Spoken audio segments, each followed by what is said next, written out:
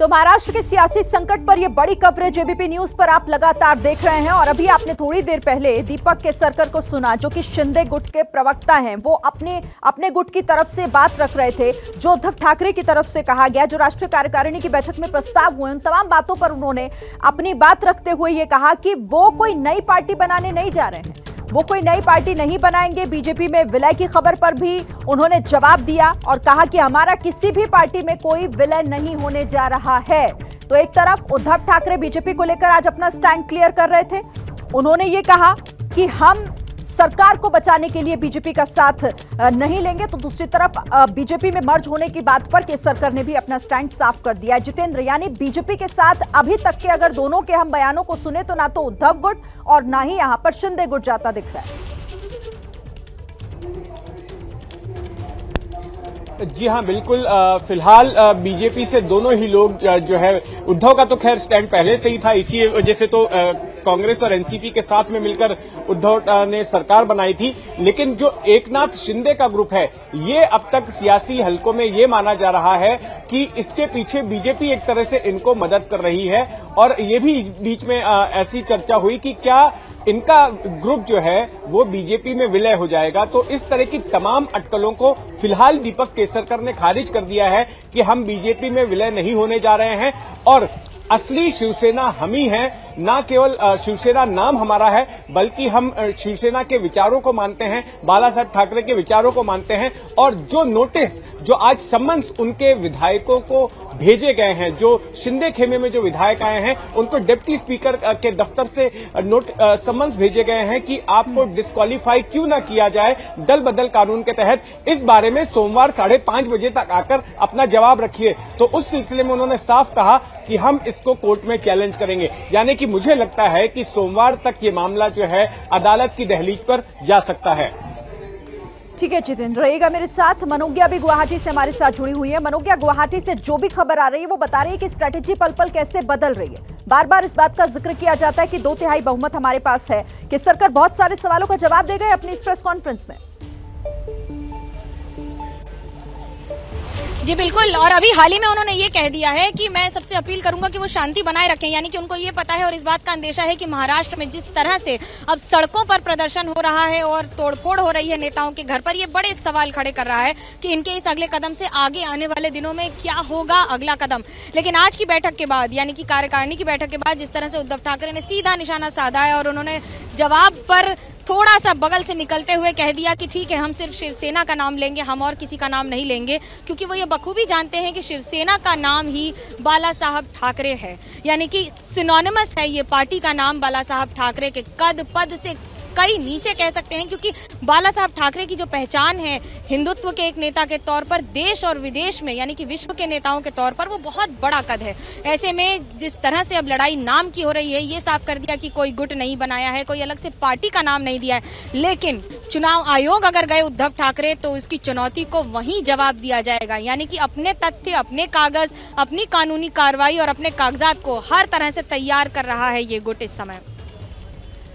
बिल्कुल मनोज्ञा, आप सही कह रही हैं। और अब जितेंद्र, जिस बात का जिक्र मनोज्ञा कह रही हैं, इसका मतलब तो अब कहीं ना कहीं इस तरफ भी इशारा मिल गया है कि ये जो संकट है ये ऐसे नहीं टलेगा, ये कोर्ट तक जाएगा और हो सकता है कि 1-2 दिन में इस पर भी बहुत सारी चीजें फाइनल हो जाए। इसको लेकर मैं आपसे बातचीत करूंगी। मैं आती हूं आपके पास। मनोज्ञा भी हमारे साथ बनी हुई है, लेकिन ये संकट से जुड़ा हुआ बड़ा अपडेट भी हम आपको दे रहे हैं। उद्धव और शिंदे गुट में अब जो असली लड़ाई है वो ये है कि असली शिवसेना कौन है। मुंबई में राष्ट्रीय कार्यकारिणी की बैठक के बाद उद्धव ने बागियों पर बड़ा हमला बोला, कहा वही असली शिवसेना है। बागियों में हिम्मत है तो अपने बाप के नाम पर वोट मांग कर दिखाएं। वहीं गुवाहाटी में शिंदे गुट ने कहा कि वो ही असली शिवसेना है। तो अब जो पूरा ये मामला है, जो ये पूरी लड़ाई है, वो शिवसेना असली कौन नकली कौन, इस पर आकर टिक गई है।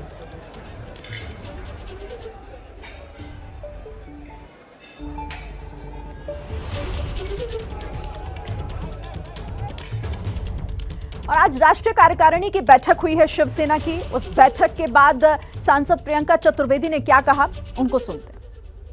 मेरे साथ प्रियंका चतुर्वेदी मौजूद है। आज आपकी राष्ट्रीय कार्यकारिणी की बैठक है, क्या एजेंडा है, क्या क्यों बुलाया गया है? राष्ट्रीय कार्यकारिणी की मीटिंग इसलिए बुलाई गई है जैसे हम फिर से एक साथ होकर हम ये कह सकें कि एक ही मात्र शिवसेना है और वो है उद्धव बाला साहेब ठाकरे की शिवसेना। लेकिन एक और सवाल ये है कि एकनाथ शिंदे की तरफ से जो है उसका गुट बनाया जा रहा है, उसका नाम है तैयारी है कि शिवसेना बाला साहब ठाकरे कुछ भी करे, सिर्फ एक ही शिवसेना है, वो है ये वाली शिवसेना, मातोश्री वाली शिवसेना। बाला साहब ठाकरे का नाम ले रहे हैं, शिवसैनिक बता रहे हैं अपने। वो लोग नाम लेने की कोशिश कर सकते हैं पर उनके काम और उनके हिंदुत्व को मैच नहीं कर सकते। अच्छा, उनको पार्टी से निकालने की भी तैयारी है, प्रस्ताव इस तरह का लाया जाएगा? वो अभी देखते हैं मीटिंग में, खास हो सकता है और देखते हैं मीटिंग में।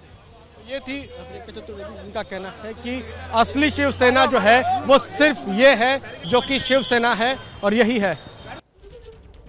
तो पूरा ये मामला अब नाम पर आकर टिक गया है कि शिवसेना का असली हकदार कौन। प्रियंका चतुर्वेदी को आपने सुना जो कह रही थी असली शिवसेना वही है, मातोश्री वाली शिवसेना।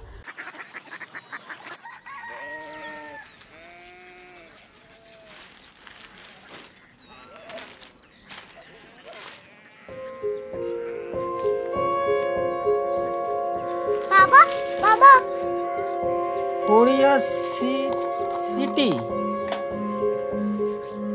जानी ना?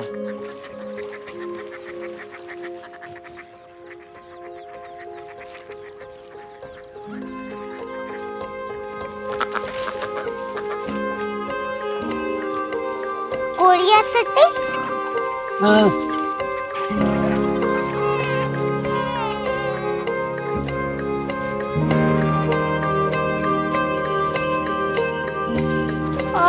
कोरिया सिटी कहाँ पे है? शहर अंग्रेजी लगे हैं।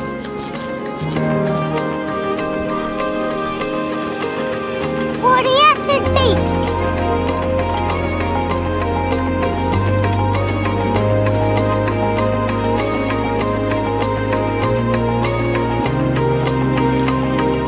वो बहुत दूर है।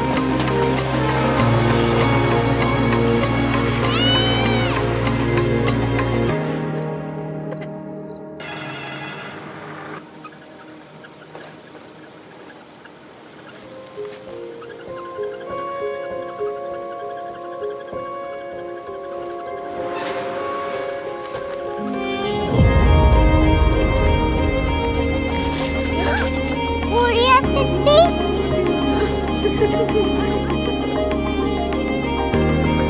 दुनिया कुछ लोग बड़े होते हैं। कोरिया सिटी कहाँ है? प्रोफेसर साहब को पता होगा। हो, ये छोटा वाला ग्लोब लगता है और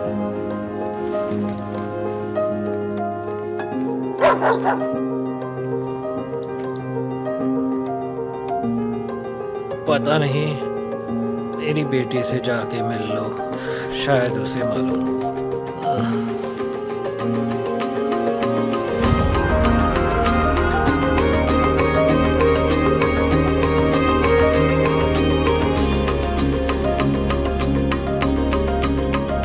हाय,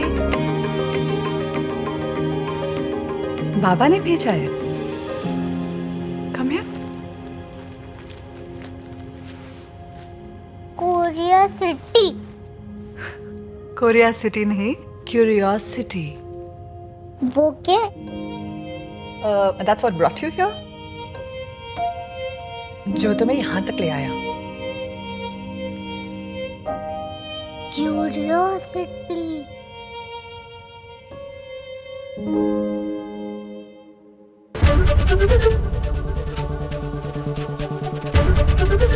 एबीपी न्यूज आपको रखे आगे।